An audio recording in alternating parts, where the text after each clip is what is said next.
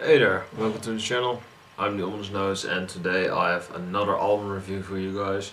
This time it is the 10th studio album by the Rolling Stones and it is of course Exile on Main St, considered by many people to be the Stones' greatest achievement. I didn't know that until now because I'm not very familiar with the Stones, but I know their definite highlights are Beggars Banquet. The song Sympathy for the Devil is on there, so I know that is one of their greatest. Sticky Fingers is a good one. The song Wild Horses is on there, and I think the title track. I'm not very familiar with the Stones again. Which is, yeah, it is weird, I know, but I just listen to more heavier and more complex stuff than the Stones. But they're still a great band though, they're still great. And I have a lot of respect now, more respect for the Stones now after I listened to this album because I thought Rolling Stones were a one trick pony that's just like AC/DC are doing like the same thing over and over and over again. But the Rolling Stones have actually have a lot of diversity, so that was a bit of a yeah, I don't know how you say it in English, but in the Netherlands they call it a vooroordeel. But yeah, just people who judge before they actually hear the music. I mean it like that. But yeah, enough about the Stones discography. Exile on Main St is their best criticized album, their most critical acclaimed. It's not their most popular, it is one of. Um, yeah, but Exile on Main St, I've just listened to it and it is actually a near perfect album because I thought this was gonna be like a London Calling because it has like the same length. So yeah, it is actually a double album. I don't think. Yeah, I think the problem with the Clash was that it was a studio album and that it was just way too long. But the Stones have an excuse for the length because this is a double album, and I think they actually did it pretty well on this album. They executed the songs pretty good in my opinion, and it was just a very enjoyable listen overall. The Exile Main St. Definitely one of the best albums I reviewed on this channel yet. So yeah, that is saying a lot. Yeah, we're going to the track listing now. Of course, you have Rocks Off, which is the opener. Yeah, I thought it was a good song. Good rock and roll music. Nothing, not a lot to say about the song, but it was pretty good. I think. Rip Disjoint. Yeah, just about having fun, and I think Keith Richards wrote it. Sorry, because yeah, he is a bit of a stoner, a bit of a drug addict. Maybe the Stones all were around the time. I don't know, but especially Keith Richards. Yeah, I mean it is a light-hearted, fun song. Just yeah, it is a classic, of course, and yeah, it is just fun. Shake Your Hips, I thought was a bit weird. Casino Boogie, which is a bit ridiculous, bit of forgettable songs in my opinion. Tumbling Dice, yeah. I mean, definitely one of the highlights of the whole album. Tumbling Dice is of course a Rolling Stones classic. I've heard it before. The drums, bass, actually some piano parts, I believe. Piano, yeah. I in my previous videos I said piano, like in Dutch and English combined, and you get a really fucked up word. But piano, yeah, you say it like that in English. My English is not the best, by the way. Tumbling Dice, yeah, it is of course a classic song. I like all the instruments and all the compositions on this song. I think it is all around great rock and roll song, and yeah, just definitely one of the highlights of the whole album. Sweet Virginia is also one of the highlights of the whole album. I like that song. It needs some growing on me. Like I said with Tumbling Dice, everything was pretty good on this song, and I don't mind to hear it again. Torn and Frayed, yeah, a bit of a weaker song in my opinion. I can't really give a lot of detail because it is the first time I ever listened to a Rolling Stones album, and that is because I'm not really interested in the Rolling Stones. But after this album, a bit more. So who knows? But yeah, Torn and Frayed was good, but a bit weaker.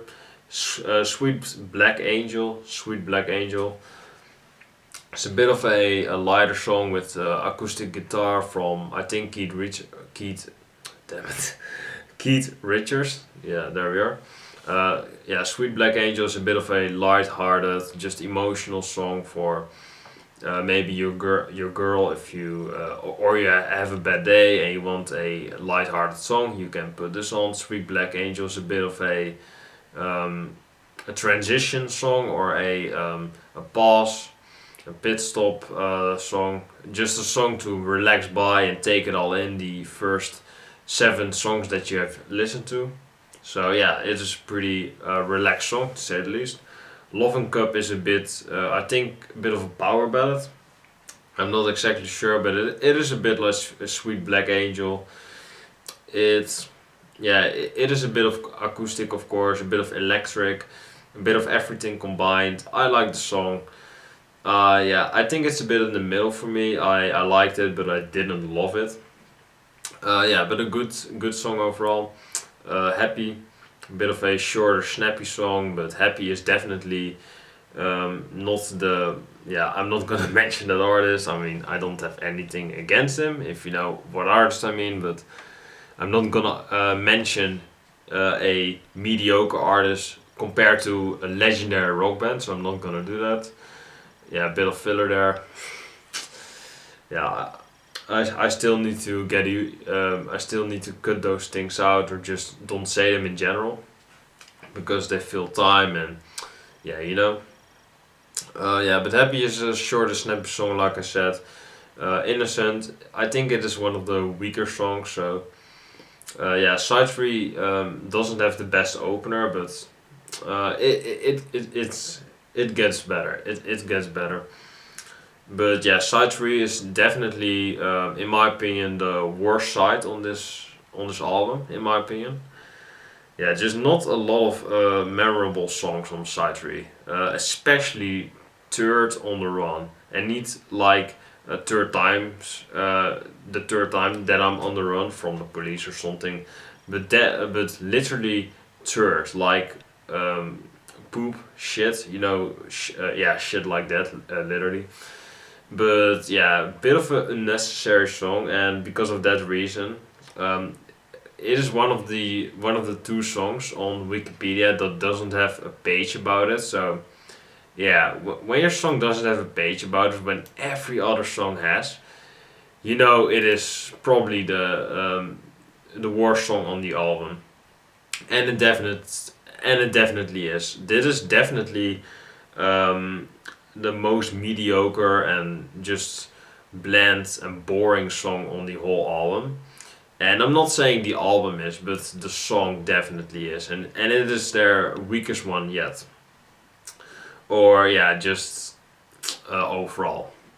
Ventilator Blues is, of course, like the title suggests, it is a bit about blues and a bit about just the classic rock days. This was in the 70s, but Rolling Stones played tribute to themselves in the early days, a bit to a bit like blues bands like Moody Blues and bands like that, because I don't like blues, but I mean it's always nice to shake things up and have another subgenre of rock have flown in there, because if it really flows well like this album, you can really just throw it on there and people are gonna enjoy it, because you want some diversity in your music, but you don't want a entirely new genre in your own genre. Yeah,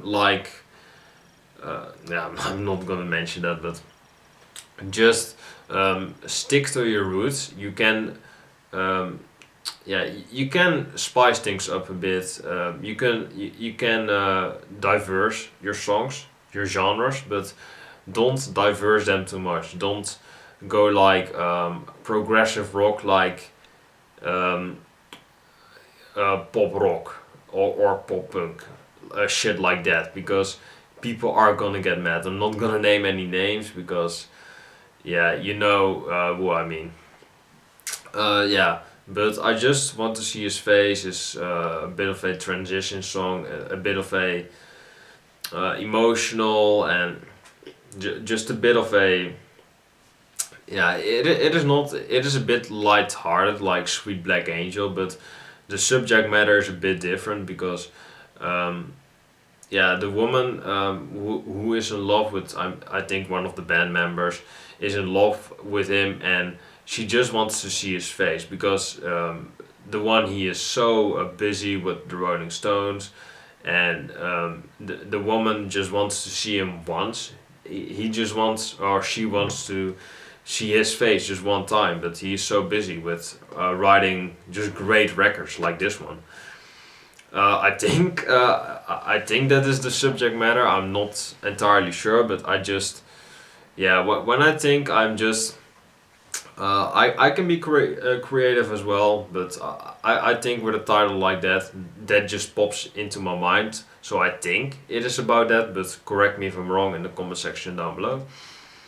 Let It Loose is definitely, in my opinion, one of the um, highlights of the whole album, in my opinion. Yeah, just great sections overall. Great guitar playing by Keith Richards. Great vocals by Mick Jagger.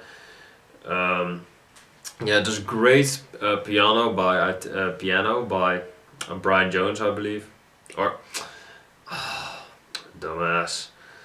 Brian Jones passed away after Let It Bleed, so he is not with us anymore, unfortunately. Um, who's playing piano though? Oh, Keith Richards is. I didn't know that. Yeah. Yeah, great piano by Keith Richards, electric piano. It's very interesting to say the least. Yeah, great piano by Keith Richards. Like I said, just a lot of good stuff on Let It Loose. They literally let it loose on this song because it is pretty great. I didn't expect that I enjoyed the Stones album so much, but I really did. This is a really great record. All Down the Line is from side 4, the last side on this album, and All Down the Line is also one of the highlights. I think in my opinion, side 1 and side 2 probably, or side yeah, just every side besides side 3 is probably the best side, but I'm not sure. But side 4 is definitely one of the strongest one in my opinion. Yeah, All Down the Line, amazing song, just like the other ones. Just has a lot of diversity in it. Just a great songwriting by the whole band, especially from Mick Jagger and Keith Richards, of course, who composed the whole album in its entirety. But yeah, I mean, all down the line, great opener for the last side of this album, and definitely a Stones classic. Stop Breaking Down is written by Robert Johnson. I read here, and I'm not sure. Oh, there's a cover. Hmm. Yeah, because Robert Johnson, I knew that name, but yeah, Robert Johnson is of course the classic blues artist, and they covered one of his songs, and it is "Stop Breaking Down." And yeah, I actually really enjoyed this cover as well. Of course, the Stones are paying tribute again to classic blues artists like I said, Muddy Waters, of course, and or did I say Muddy Waters? No, I think I did. Muddy Waters and other bands I just mentioned, and Robert Johnson, of course, the legendary blues artist who died at the legendary age of age of 27, which is very sad because he was very talented at what he did. I mean, and such a while back, almost a century ago. It is mad how fast time flies. How fast time flies. Yeah, I cannot speak. Um, yeah, I thought it was a great cover.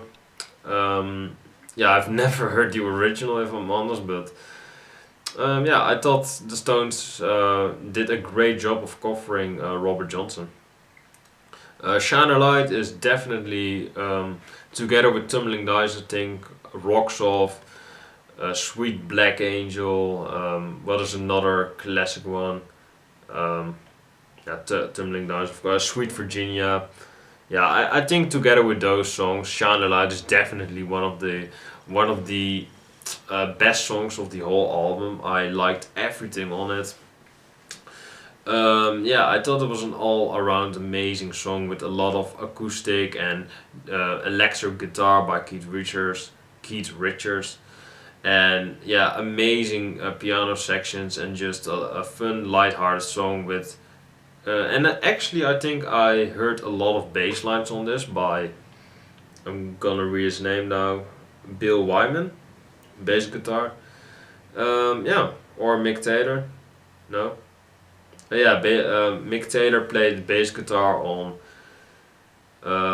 Tumbling Dice, Torn and Frayed, I Just Want to See His Face, and Shine a Light. So Mick Taylor did it, but Bill Wyman is the bassist on all the other songs, so it is a bit confusing there. Yeah, but I really enjoyed Shine a Light. I think it's definitely one of the highlights of the whole album, and unfortunately that it isn't the closure because you could have had a perfect ending, but they had to end it with Soul Survivor, and yeah, this album closure stinks a bit. I think it's. If this was together with Turd On The Run, and Shine a Light was the album closure, then it probably would get a higher rating. When Let It Loose or Shine a Light was the album closure, because I think a album opener is important, but I also think a album closer is very important because it leaves the taste in your mouth from what you've last heard. So I think that is pretty important as well, but unfortunately this is the album closure and it is definitely one of the weakest songs on here. I just didn't like anything in general. It was a bit of a acoustic rock mess in my opinion.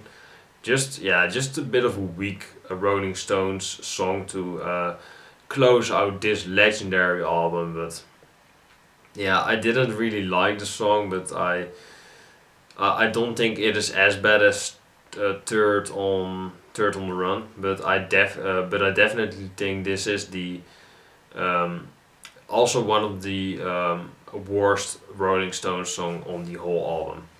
Together with Turd on the Run, of course, and those are the two songs that didn't get a Wikipedia page because they're the bottom songs of the album, so no one is really talking about those songs because yeah, they're just not as good as the others. But overall, I thought this was an amazing album. I had a rating in my mind, but it went up because yeah, I was just thinking about the album more and more, and it's got higher by 0.1 score. So yeah.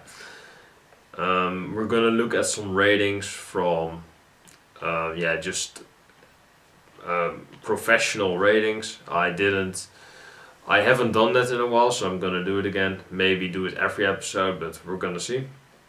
AllMusic gave it a 5-star rating. The AV Club gave it a A. Chris Gau's Record Guide gave it a A+. Encyclopedia of Popular Music gave it 5 stars. Entertainment Weekly gave it an A+. Music Hound Rock gave it 5 out of 5. Enemy gave it a 10 out of 10. Q gave it 5 stars. Rolling Stone Album Guide, I mean, what do you expect? It is fucking Rolling Stone. And I mean, they named their fucking company after the Rolling Stones, so go figure. Or Like a Rolling Stone by Bob Dylan. I don't know, but I don't really care about Rolling Stone. Yeah, but they gave 5 stars, but fuck Rolling Stone. I just don't like Rolling Stone. And Uncut gave it 5. Fucking hell. Uncut gave it 5 stars. There we are. Yeah, I don't fully agree with these ratings, but I understand why people are so positive about this album, because yeah, it was just a very enjoyable listen overall, and yeah, just most people say this is the best one, so it is gonna go downhill from here, but I'm not sure. Maybe I like other songs, maybe I like the shorter albums.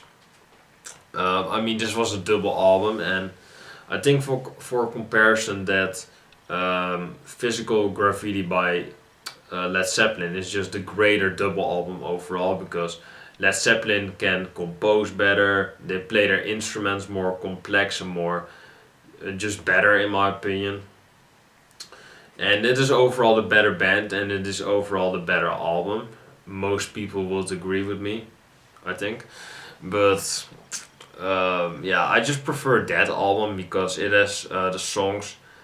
They have less songs on there, I believe, but the songs that they have on there are longer and more complex and more diverse. So, I mean, that album is actually progressive rock, and you guys know I'm a sucker for progressive music. So, yeah, it's a bit biased there, but I still really like the album. And yeah, although I think Physical Graffiti is better, yeah, that's a bit of a comparison album, since that was the double album by Led Zeppelin, but this is the double album, phenomenal album by Rolling Stones, and people see it as the best one they ever did. But yeah, I think the only things that it makes it from perfect is of course the song length. 18 tracks is a bit too much in my opinion. Maybe Physical Graffiti has so much songs as well. I'm actually gonna check because I'm not sure anymore. I haven't listened to the album in a while, so I'm not pretty sure. I think it has 14 or 15 songs on there, but like I said, I'm not sure. Yeah, 15 songs. So I think Led Zeppelin did it perfect for a double album and have had 15 songs and a bit longer. So I think the maximum for a album is 15 songs. Like I said, yeah. So Led Zeppelin did that perfect, and Rolling Stones had just a bit too much songs for a double album. So that is saying that Rolling Stones can really make a long song, so they just have a lot of short songs like that. Don't hate me. But yeah, I thought the songs that were on air were pretty great. Of course, besides a few. And because of that, yeah, the album falls short on some songs here and there. But overall, this is a great double album and one of the greatest that is probably out there. My rating for this album is a 9.2. I really enjoyed it. My expectations were low, but yeah, they actually surprised me with this album, and it was actually pretty good, pretty great. So yeah, guys, that is my album review. It is pretty long. It became really long. So yeah, that is a compliment for the Stones, because on some albums I just talk about 10 minutes and then I end it because I don't know what to say anymore. But I had actually a lot to talk about this album, so that is a big compliment for the Rolling Stones. Almost made it a half hour. So yeah, I'm thanking you guys for watching this video. What is your rating for this album? What is your favorite Rolling Stones album? Maybe a top 10 Rolling Stones. Yeah, I'm curious. Let me know. Yeah, like I said, 9.2. I highly recommend this album if you just like rock and roll or just like rock in general, and you want to, yeah, you just want to listen to a great record. This album is definitely for you. If you just want to listen to simplistic rock and roll, this is definitely one of the greatest ones there is and will ever be. But yeah, like I said, I'm thanking you guys for watching this video. 9.2, like I said again. Um, yeah, again, thank you for watching, and I will see you guys in another video. Yeah, take care.